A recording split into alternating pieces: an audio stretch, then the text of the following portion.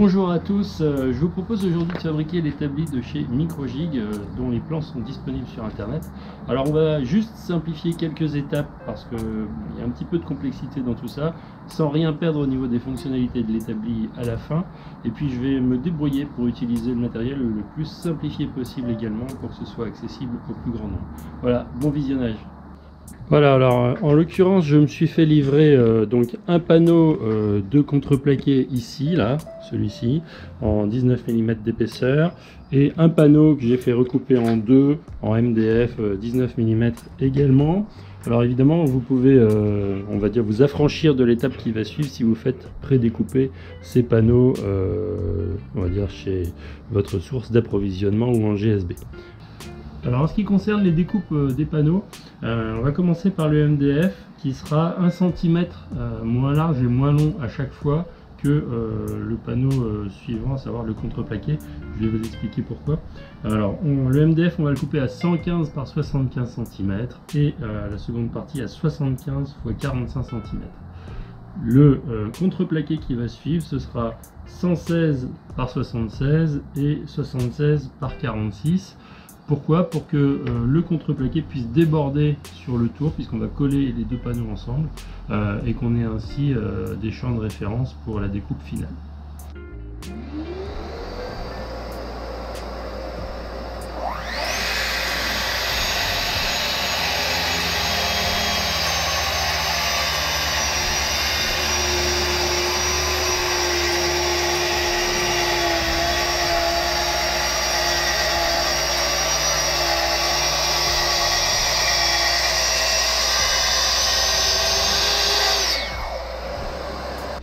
Alors maintenant on va faire le tracé sur le contreplaqué juste pour exemple, donc voilà, 107 tout simplement. Ensuite avec l'équerre,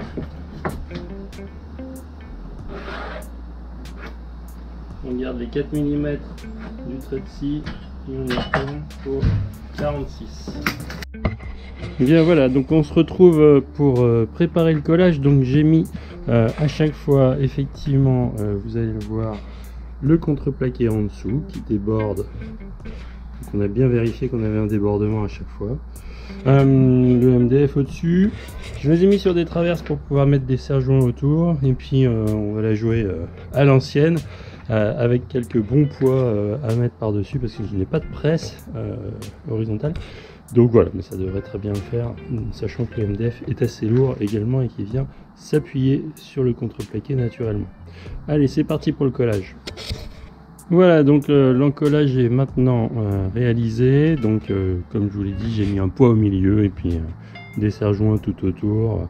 Voilà, il faut être assez généreux en colle parce que ce sont des matériaux qui absorbent pas mal quand même. Donc voilà, bon, on va laisser ça reposer, on va s'occuper un petit peu des parties massives.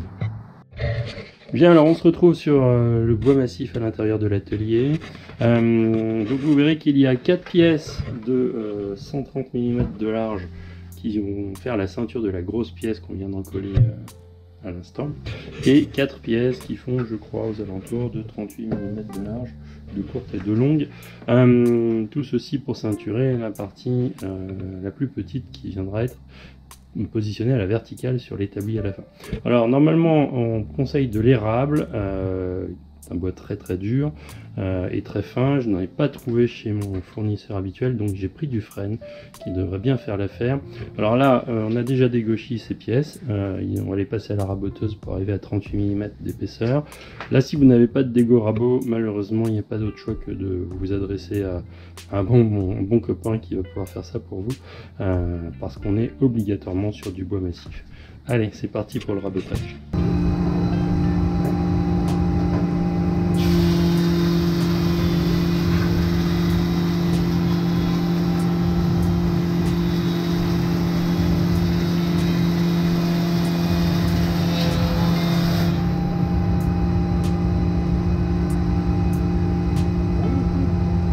Bien, alors on se retrouve avec maintenant nos pièces massives qui ont été rabotées, qui ne sont pas encore mises à longueur parce qu'on va d'abord mettre à longueur les deux plateaux de façon à être sûr ensuite que nos pièces massives seront vraiment parfaitement bien ajustées aux longueurs définitives des plateaux. Alors concernant les plateaux, bon, le collage a bien fonctionné. Vous voyez que le contreplaqué déborde sur tous les côtés. J'ai laissé la nuit pour être sûr que ce soit parfaitement sec. Alors maintenant vous avez deux solutions, soit vous continuez avec de l'électroportatif comme je vous l'ai montré dans la première séquence, soit avec une scie plongeante, soit avec une scie circulaire électroportative, et ensuite vous travaillez au rail ou contre un guide en bois et vous soignez très bien vos tracés et vos équerrages. Soit vous avez la chance, comme moi, d'avoir une scie sous table, auquel cas ça va être beaucoup plus simple, puisque là vous avez des garanties d'avoir des éclairages parfaits. Voilà, donc en ce qui me concerne, c'est ce que je vais faire maintenant. Je vais m'appuyer donc sur un côté que j'ai choisi comme une fin de référence, et je vais couper 1 cm de chaque côté. Pour rappel, on avait donc sur le contreplaqué 2 cm de rab en longueur et en largeur sur les deux plateaux. Donc ne faites pas l'erreur de mettre à longueur du premier coup, vous allez couper d'abord 1 cm d'un côté, puis 1 cm de l'autre.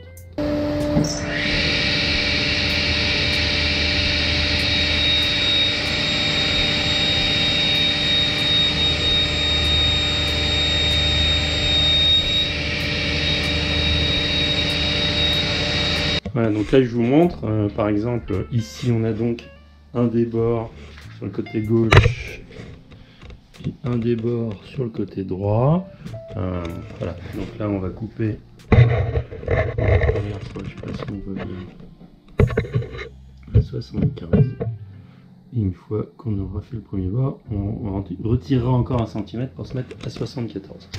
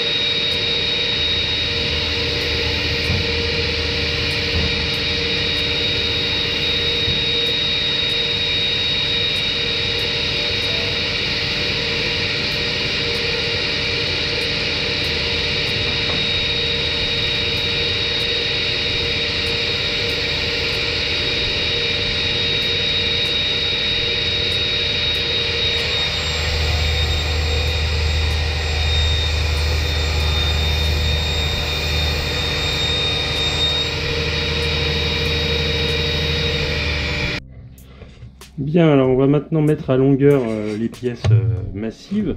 Alors les longueurs, comme vous allez le voir sur le plan ici, donc sur la largeur des deux plans de travail, en fait, on est à 740 mm et donc on va venir s'intégrer ici, là vous voyez, à 740 mm également. Sur les longueurs, en fait, on va faire la longueur de chaque plan plus 2 x 38 mm d'épaisseur, donc 1140 sur les grandes longueurs plus 2 x 38, ça fera 1216, et 440 sur la petite longueur ici plus 2 x 38, ça fera 516. Voilà, donc on a mis à longueur toutes nos pièces avec grand succès, et ce qu'on va faire maintenant, c'est qu'on va choisir les faces de référence. Donc les pièces telles que je les ai disposées, ce sont les faces de référence dessus. On va poncer cette face de référence et on va passer un petit coup d'affleureuse autour. Ça nous permettra d'éviter de nous tromper par la suite pour toutes les opérations qu'on a à faire, et ça rendra les pièces plus sympathiques à manipuler. Voilà, on a poncé les pièces, on va maintenant passer un petit coup d'affleureuse. Vous pouvez évidemment le faire avec une défonceuse, ça revient exactement au même.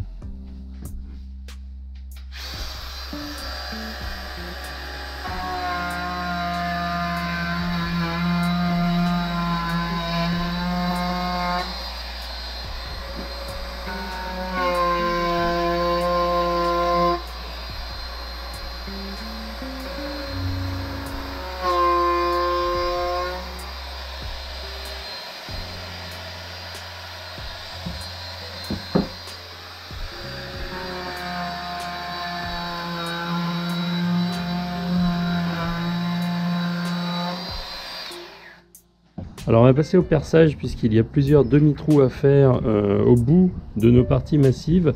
Alors pour ce faire, moi j'utilise une perceuse tout à fait standard mais que je monte quand même sur une petite colonne qui me permet de guider et de rester bien vertical. Un conseil, percez bien avec une mèche Forstner en conservant la pointe sur le bois, c'est-à-dire qu'on n'est pas exactement à mi-trou, mais si vous n'avez pas la pointe qui touche le bois, la mèche va riper. Bien, alors nous avons réalisé nos demi-trous sur les bouts des parties massives, comme vous le voyez. On va donc maintenant s'occuper de tout ce qui concerne la partie fraisage des queues d'aronde. Alors, il y a une première étape dans le manuel d'instruction que j'ai qui consisterait à faire des fraisages verticaux à l'aide d'un gabarit pour pouvoir ensuite, si vous disposez d'énormément de serre-joints micro-gigs, en coller les parties latérales. Alors on va pas faire comme ça pour la bonne et simple raison que déjà fraiser comme ça verticalement toutes ces queues d'aronde, ça va prendre beaucoup de temps, ça nécessite d'avoir fait ce gabarit, vous ne l'aurez pas forcément. Ensuite ces queues d'aronde, une fois l'établi réalisé, n'auront plus d'utilité puisque vous aurez sur les côtés des rails en queue d'aronde verticaux et horizontaux pour maintenir vos pièces verticales.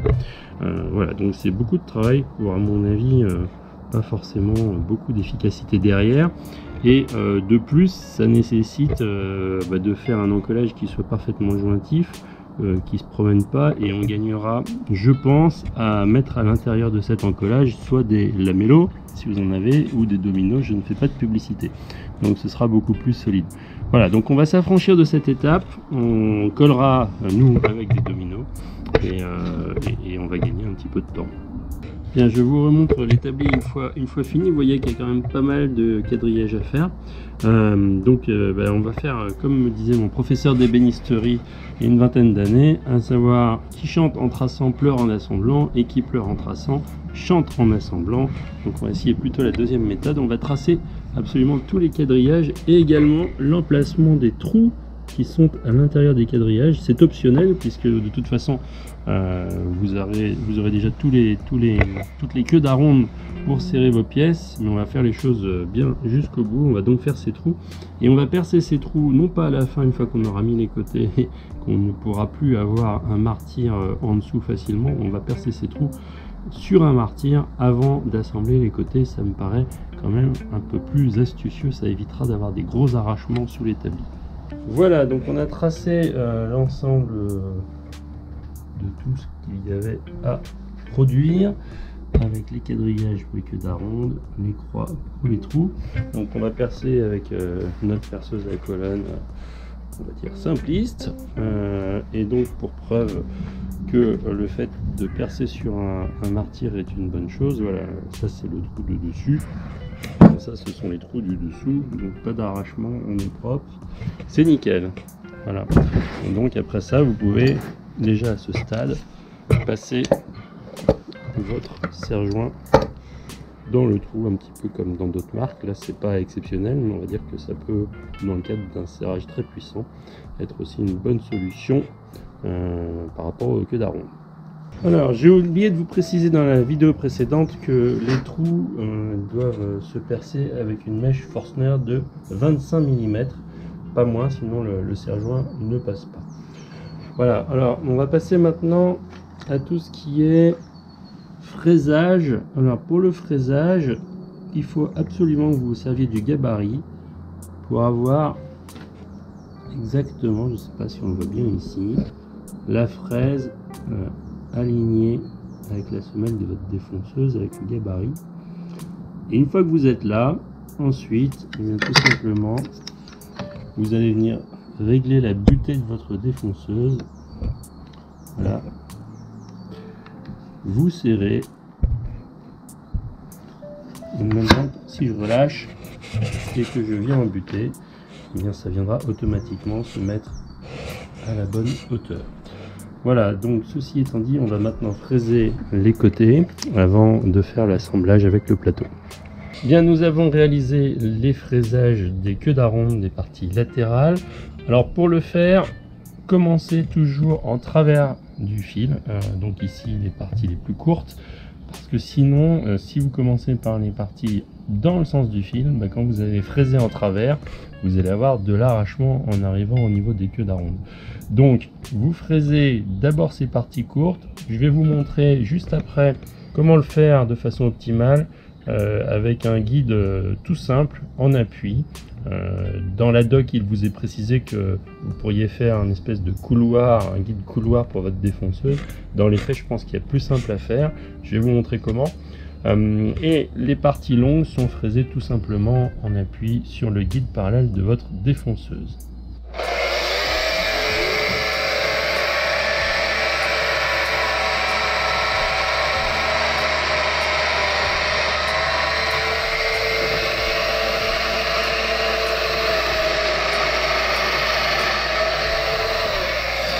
Alors vous avez vu que j'ai fraisé des dominos, j'en ai mis 4 sur les petits côtés et 6 sur les grands.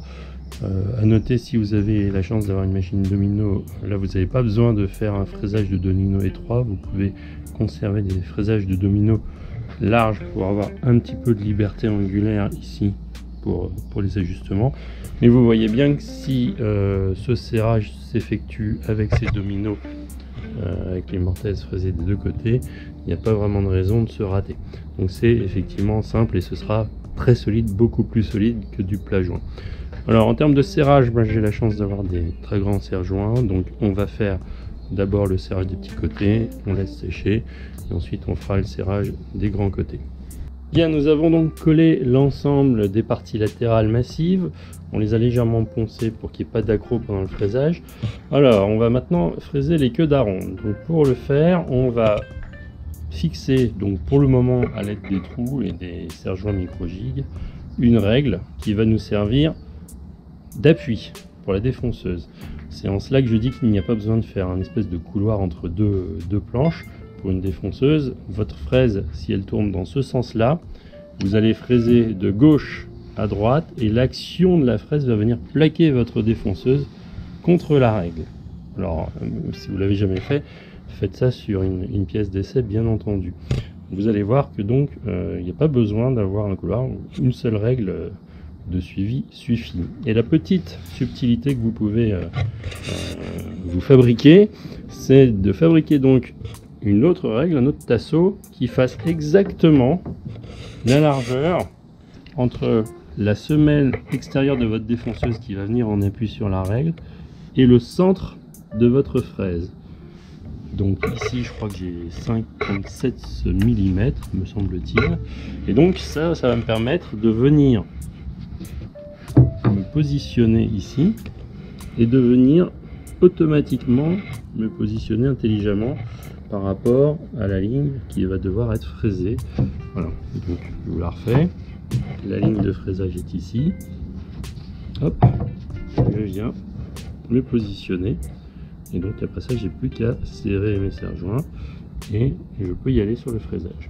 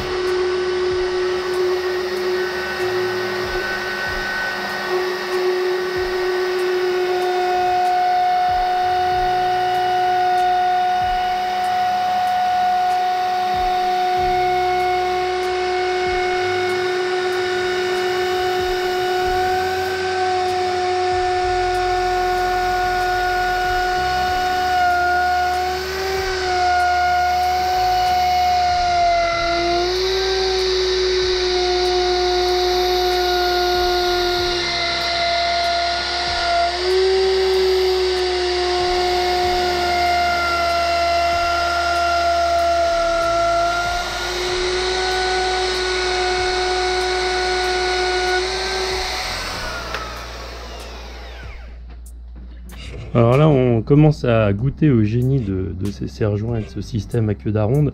Donc j'ai fraisé toutes les queues d'aronde dans un sens. D'ailleurs, j'aurais pu fraiser que les extérieurs et bénéficier tout de suite de cet avantage. Voilà, là on va fraiser tout ce qui est dans ce sens-là, comme ça. Et donc pour se régler, il n'y a qu'à avancer notre système de tout à l'heure. Voilà. Et une fois que c'est en place, Hop. Et on serre tranquillou. C'est absolument génial. Par rapport à l'utilisation des trous, beaucoup plus souple. Voilà. Là on a serré notre règle. Voilà. Bien nickel. On vérifie qu'on est bien en rapport à notre référence. On est bon. Et donc là il n'y a plus qu'à fraiser. Petit warning tout à l'heure, je me suis fait prendre. Vous pouvez avoir le câble de la défonceuse qui se prend dans les queues d'aronde pendant que vous fraisez, donc veillez bien à le mettre par-dessus votre épaule, et ce sera valable dans toutes les utilisations avec cet établi, parce que ça peut faire des petites blagues. Voilà, la première partie de l'établi est totalement finalisée. Vous voyez que toutes les intersections ont été faites, j'ai refait un petit ponçage, les assemblages sont nickel, donc voilà, une première partie bien réalisée. On va s'attaquer maintenant à la seconde. On va fraiser les queues d'aronde sur le petit plateau qui viendra prendre place verticalement.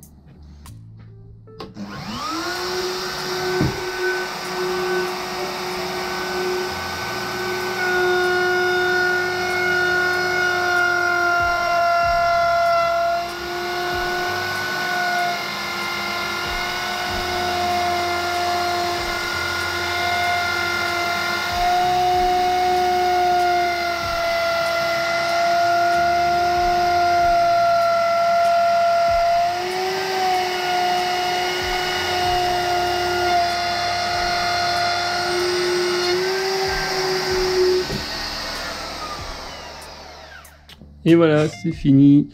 Donc, vous voyez le plateau principal, le plateau secondaire que l'on va donc venir fixer ensuite à la verticale dans cette partie-là. Alors, sur les plans, il était noté qu'on peut le fixer plutôt dans des rails à queue d'aronde avec des systèmes micro-jig.